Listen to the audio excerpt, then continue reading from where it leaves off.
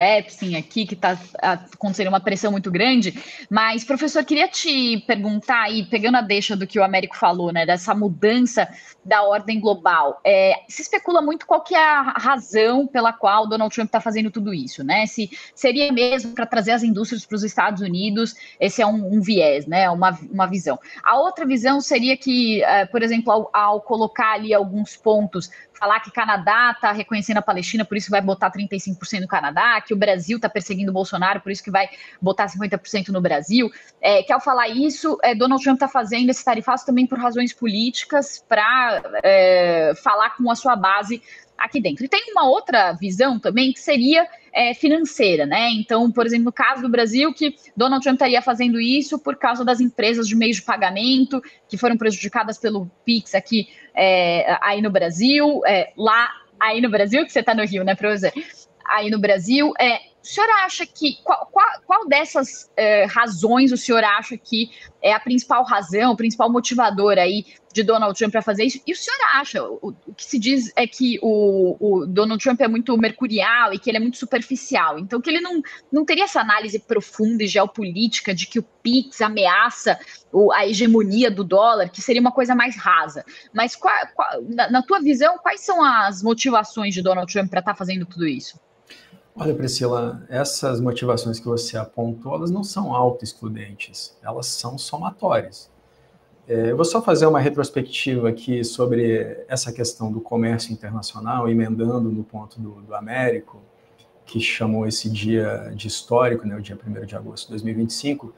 A gente teve um momento de grande aplicação de tarifa na década de 1930. Teve a quebra da Bolsa de Valores de Nova York em 29, e na década de 30 os países aplicaram uma política chamada de empobrece o teu vizinho. O que era isso? Eles faziam transações com as suas próprias moedas, não tinha uma moeda de comércio internacional, e por conta disso, eles inflacionavam as moedas, eles desvalorizavam as moedas para ficarem mais competitivos no comércio internacional.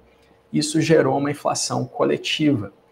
Naquela época, o comércio do mundo inteiro foi reduzido em 2/3 por causa da aplicação de tarifas, foi reduzido em 66%. E é por isso que, ainda durante a Segunda Guerra, teve a Conferência de Bretton Woods, foi em 1944, que considerou o dólar como uma moeda global, lastreada na onça Troy, na onça de ouro, e criou outras organizações internacionais. Naquele contexto é que foi gerado o GATT, que era o Acordo de Tarifas e Comércio, que depois deu origem à Organização Mundial do Comércio. Foi ali também que foram criados o atual Banco Mundial e o Fundo Monetário Internacional. Esse lastreamento do dólar em ouro durou até 1971 com o Nixon. Depois disso passou a ser lastreado na economia dos Estados Unidos. Agora, todos os arranjos e as costuras que os Estados Unidos fizeram até levar à criação da Organização Mundial do Comércio em 1995, nesse momento foram por água abaixo. São os próprios Estados Unidos que não indicam juízes para a Corte de Apelação da Organização Mundial do Comércio, ou seja, tiraram os dentes, como se diz corriqueiramente, dessa organização internacional. E aí, quando você pergunta, e vou concluir com isso, sobre as motivações do Trump, elas são diversas, né? Começaram, sim, com uma tentativa de reequilibrar, segundo ele, o comércio dos Estados Unidos com o restante do mundo. Segundo ele, o mundo cobra tarifas não só diretas, mas também indiretas dos Estados Unidos. Tanto Trump quanto o Biden, o Obama, acusaram a China, por exemplo, de desvalorizar o yuan, a moeda chinesa, para ficar mais competitiva, ou seja, muito parecido com o que se fazia na década de 1930. Então, essas tarifas começaram por essa razão. Depois vieram outras. Então, no caso do México, o fentanil. No caso da China, também. No caso do Canadá, também. Depois vieram questões geopolíticas. Agora tem uma ameaça de aplicação de sanções, porque, na verdade, essas tarifas são sanções, a países que compram derivados do petróleo russo, dentre eles China, Índia e o Brasil, Priscila. Mérico, eu tenho uma interação aqui do chat, mas queria passar para você, porque você trouxe uma apuração até sobre isso, né, relacionado à Rússia e sanções sobre a Rússia, como que isso também pode afetar o Brasil. Aproveita essa deixa do professor para trazer essa sua apuração. Boa. Bom, Essa questão dessas sanções que o presidente Donald Trump vem ameaçando contra os parceiros comerciais da Rússia está virando um dos grandes focos do Itamaraty neste momento. Essa questão dos 50% do tarifaço não foi completamente superada. O Itamaraty, o governo brasileiro, os empresários vão continuar trabalhando para tentar colocar mais setores naquela lista das exceções. Duas prioridades são café, que eu acho que talvez tenha mais chance, e carne. Carne, menos chance, porque compete com a carne americana, obviamente. Mas o café, os Estados Unidos não produzem, talvez tenha uma chance de fazer isso. Mas um outro grande foco é justamente essa questão da Rússia. Como o professor disse e lembrou, o Donald Trump vem tentando ameaçar a implementação de mais tarifas ainda contra os países que compram petróleo, gás, fertilizantes e outros produtos estratégicos dos russos. Isso porque, qual é a lógica do Trump? É que ele asfixiaria, assim, a economia russa. A economia russa vem crescendo bastante durante a guerra. Eles transformaram a economia numa economia de guerra e começaram a vender até mais barato petróleo e gás. Encontraram grandes compradores em países como China, Índia, Turquia, União Europeia, que ainda compra mais de 20% de todo o gás que é produzido pela Rússia, apesar da União Europeia ter colocado várias sanções nos russos, e o Brasil, que compra óleo diesel e fertilizante. Os dois produtos são muito importantes para a economia brasileira, obviamente, e cresceram muito. O Itamaraty está trabalhando junto com o governo, outros departamentos do governo e também com o setor privado para tentar sensibilizar também as autoridades americanas para o Brasil não ser afetado, em especial na questão dos fertilizantes. Por quê?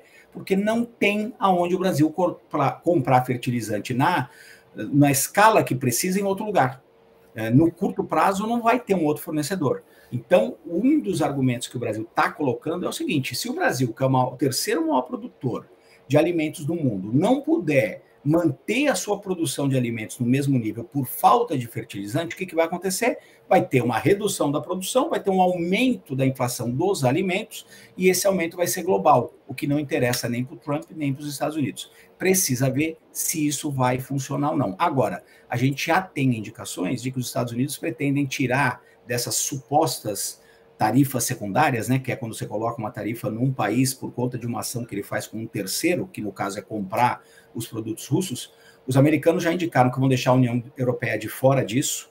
Tem uma questão da Turquia, que é um grande comprador de petróleo, faz parte da OTAN, tem muitos interesses estratégicos dos Estados Unidos na relação com a Turquia, e o que aconteceria com o Brasil? Existe um temor de que os Estados Unidos vão insistir no caso brasileiro com isso, porque o uso das tarifas, no caso do Brasil, é absolutamente político. Já discutimos isso aqui, essa é a visão do governo, e eu concordo plenamente, não tem nenhum motivo comercial para essas sanções americanas, são sanções políticas. Por isso, o Itamaraty, inclusive, quer trabalhar calma e sutilmente. Por quê? Porque teme sabotagem de muita gente interessada em criar ainda mais problema nas relações entre o Brasil e os Estados Unidos, que, como o professor dizia, está no seu momento mais baixo neste momento, por conta do senhor Donald Trump e outros grupos políticos. Pois é, e Donald Trump deu aquele prazo, né, para Vladimir Putin entrar no cessar-fogo, foi inclusive motivo de chacota dos russos, né, por essa ameaça e tudo, e tá numa saia justa, porque se ele colocar mais sanção, vai ser a sanção da sanção, né? Então, com as tarifas que já foram colocadas, se ainda por cima Donald Trump fizer essa sanção aos parceiros que compram energia da Rússia, vai ser mais aumento de preço aqui. Aí tem uma pergunta até no chat do Marcílio Sanches, falando,